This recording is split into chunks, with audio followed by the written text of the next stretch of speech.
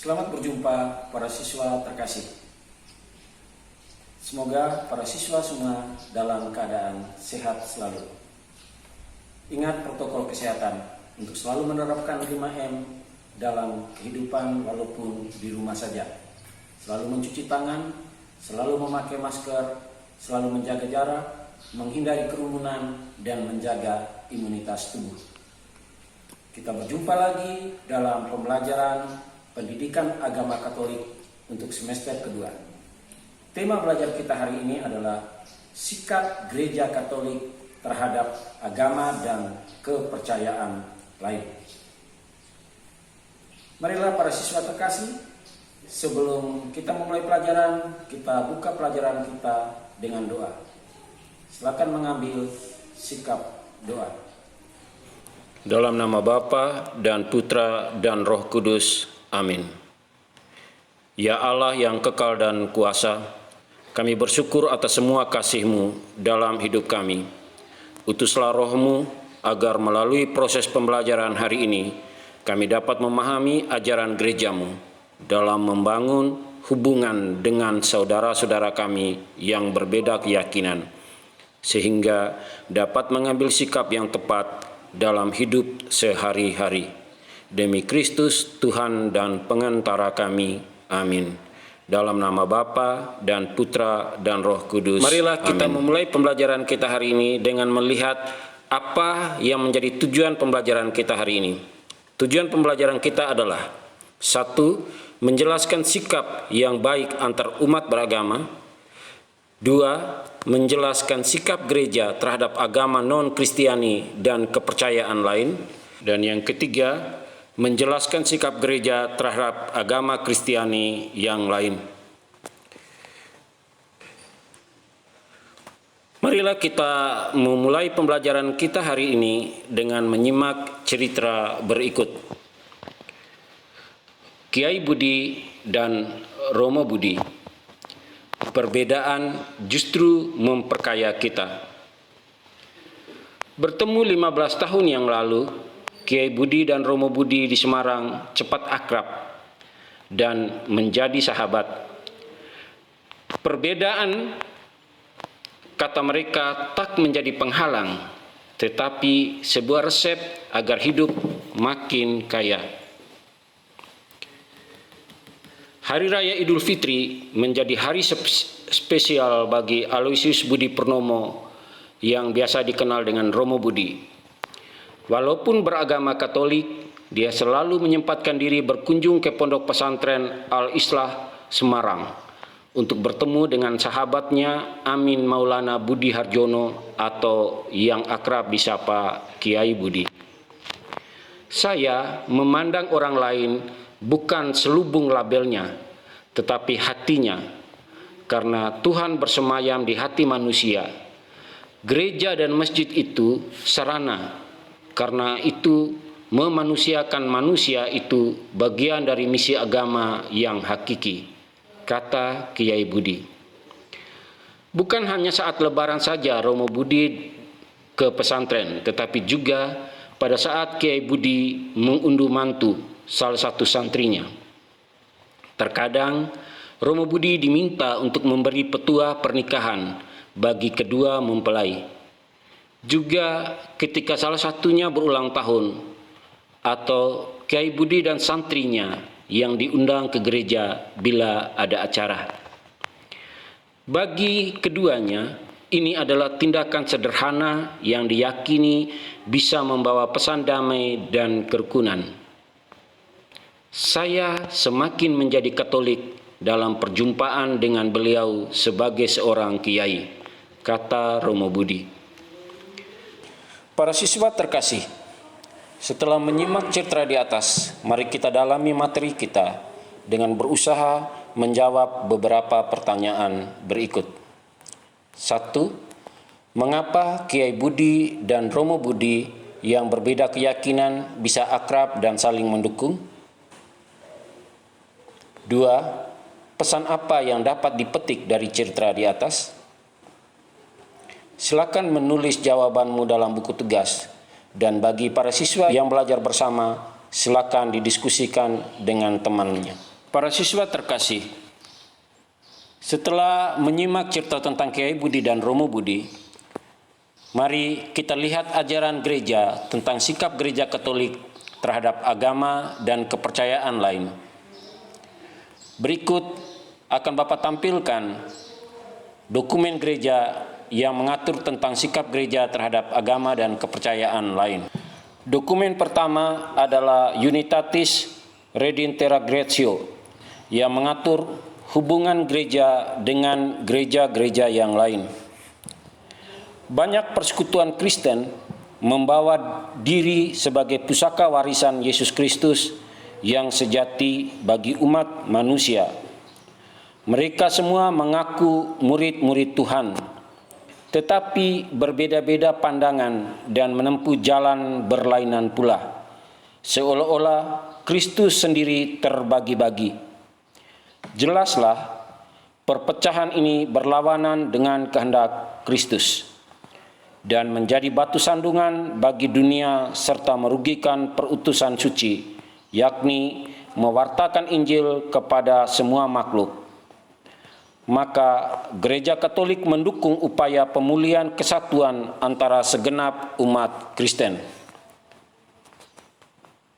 Karena tidak sedikit pula upacara agama Kristen yang diselenggarakan oleh saudara-saudari yang tercerai-berai dari kita. Upacara-upacara itu dengan pelbagai cara dan menurut bermacam ragam situasi masing-masing gereja dan jemaat sudah jelas memang dapat menyalurkan hidup rahmat yang sesungguhnya dan harus diakui dapat membuka pintu memasuki persekutuan keselamatan. Unitatis Redintegratio artikel 3. Dokumen kedua yaitu Nostra Aetate yang mengatur hubungan gereja Katolik dengan agama lain. Dalam artikel satunya berbunyi, gereja meninjau dengan cermat sikapnya terhadap agama-agama bukan Kristen dalam tugasnya memupuk kesatuan dan cinta kasih antar manusia, malah antar bangsa. Gereja memandang terutama apa yang sama pada manusia dan yang membawa kebersamaan hidup. Karena semua bangsa merupakan satu masyarakat, mempunyai satu asal, sebab Allah menempatkan seluruh manusia di bumi. Semua mempunyai juga tujuan akhir yang satu, yaitu Allah. Penyelenggaranya dan bakti kebaikannya mencakup semua orang. Gereja Katolik tidak menolak apapun yang dalam agama-agama itu serba benar dan suci. Dengan sikap hormat yang tulus, gereja merenungkan cara-cara bertindak dan hidup, kaidah-kaidah, serta ajaran-ajaran yang memang dalam banyak hal berbeda dari apa yang diyakini dan diajarkannya sendiri. Tetapi tidak jarang toh memantulkan sinar kebenaran yang menerangi semua orang. Namun gereja tiada hentinya mewartakan dan wajib mewartakan Kristus, yakni jalan kebenaran dan hidup. Bandingkan Yohanes bab 14 ayat 6. Dalam Dia manusia menemukan kepenuhan hidup keagamaan. Dalam Dia pula Allah mendamaikan segala sesuatu dengan dirinya. Maka gereja mendorong para putranya supaya dengan bijaksana dan penuh kasih melalui dialog dan kerjasama dengan para penganut agama-agama lain sambil memberi kesaksian tentang iman serta hidup Kristiani, mengakui, memelihara, dan mengembangkan kekayaan rohani dan moral serta nilai-nilai sosio-budaya yang terdapat pada mereka. Artikel kedua. Para siswa terkasih, setelah membaca dokumen gereja, silakan menjawab beberapa pertanyaan pendalaman berikut ini. 1. Apakah makna teks dokumen gereja yang barusan dibaca? 2. Menurutmu, manakah kekhasan gereja tentang kerukunan antar umat beragama? Silakan didiskusikan dengan teman belajar atau ditulis pada buku tugas bagi yang belajar sendiri. Para siswa terkasih, setelah mendalami dokumen gereja, mari kita dengarkan beberapa hal yang menjadi kesimpulan dari pembelajaran kita hari ini. Sejak Konsili Vatikan II, Gereja Katolik mengajak umat Katolik untuk bersikap terbuka terhadap agama dan kepercayaan lain, baik terhadap saudara seiman, namun beda gereja, maupun terhadap penganut agama dan kepercayaan lain. Yang pertama, sikap Gereja Katolik terhadap gereja-gereja Kristen. Gereja Katolik mendukung upaya pemulihan kesatuan antara segenap umat Kristen. Bandingkan Unitatis Redentera Gratio artikel 1. Konsili Suci mengundang semua umat Katolik untuk berperan secara aktif dalam kegiatan ekumenis. Yang dimaksud gerakan ekumenis adalah kegiatan atau usaha yang menanggapi bermacam-macam kebutuhan gereja dan berbagai situasi yang diadakan dan ditujukan untuk mendukung kesatuan umat Kristen. Yang kedua, sikap gereja terhadap agama dan kepercayaan lain. Gereja Katolik selalu berpandangan positif terhadap agama dan kepercayaan lain. Hal ini tampak dalam dokumen Konsili Vatikan II, Nostra Aetate artikel 2. Gereja Katolik tidak menolak apapun yang benar dan suci dalam agama-agama lain, serta mengajak seluruh umat Katolik agar dengan bijaksana dan penuh cinta kasih mengadakan dialog dan kerjasama dengan penganut agama dan kepercayaan lain untuk menciptakan suasana kehidupan yang harmonis, rukun, dan damai. Demikianlah kesimpulan yang dapat kita petik dari pembelajaran kita hari ini. Selanjutnya, silakan para siswa mencatat LKPD yang Bapak posting. Demikianlah pembelajaran kita hari ini. Mari kita tutup pembelajaran kita dengan doa penutup. Silakan mengambil sikap doa. Dalam nama Bapa dan Putra dan Roh Kudus. Amin. Kami bersyukur kepadamu ya Tuhan Bapa langit dan bumi yang telah menganugerahkan kami keberagaman.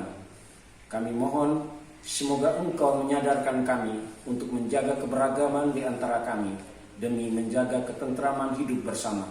Demi Kristus Tuhan kami. Amin. Dalam nama Bapa dan Putra dan Roh Kudus. Amin.